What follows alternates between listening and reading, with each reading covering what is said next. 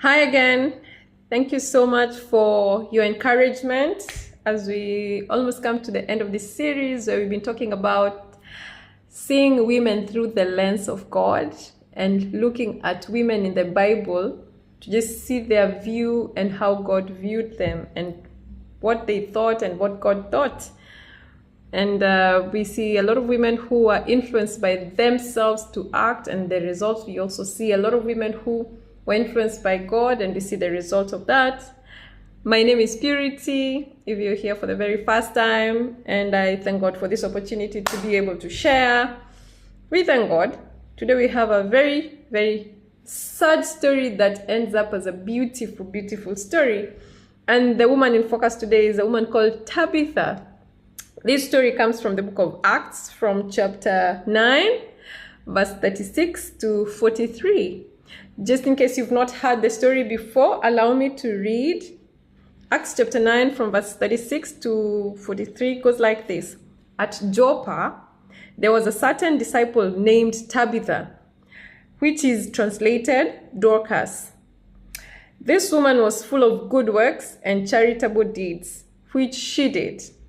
By the way, my sister's name is Dorcas.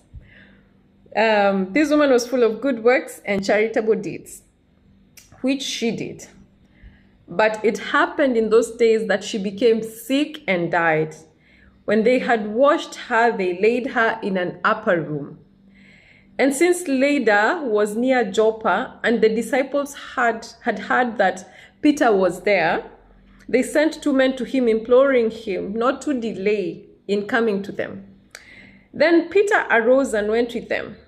When he had come, they brought him to the upper room, and all the widows stood by him weeping, showing the tunics and garments which Dorcas had made while she was with them.